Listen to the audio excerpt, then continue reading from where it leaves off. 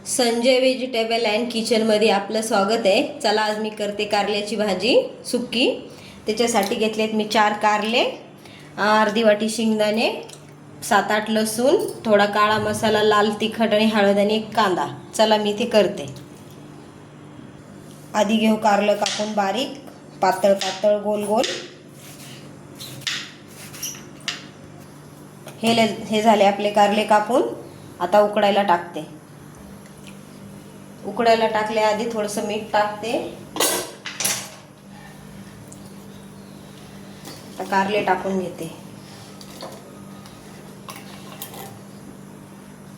10 मिनिटं त्याला उकळू देते। आता कारलं उकडते तोपर्यंत बारीक कांदा कापून घेते।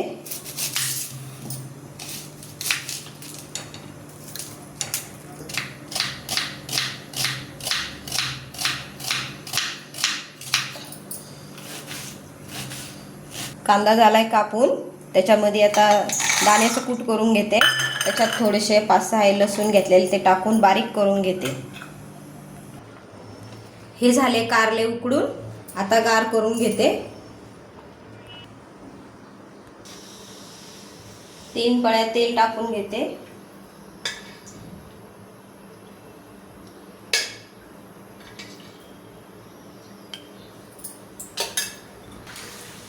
तेल तापलं, कांदा टाकून घेते।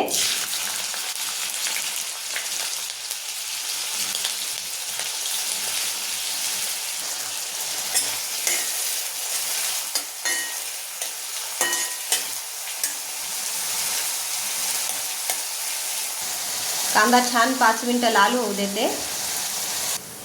छान झालाय लाल कांदा। आता त्याच्यात हळद, मीठ, काळा मसाला आणि लाल तिखट टाकून घेते।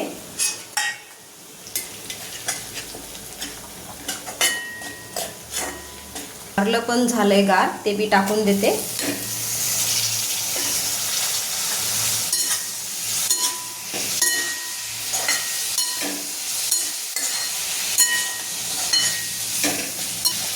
लाल तिखट आणि ते मसाला एकत्र झाला कारल्याबरोबर। आता आपलं हे दाण्याचं कूट आणि लसूण टाकते।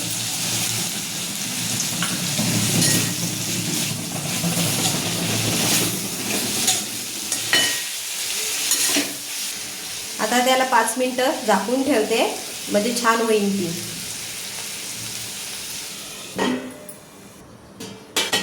ही झाली आपली कारल्याची भाजी तयार।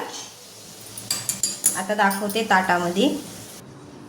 ही झाली आपली छान सुकी कारल्याची भाजी तयार। आवडलं तर लाईक करा, सबस्क्राईब करा।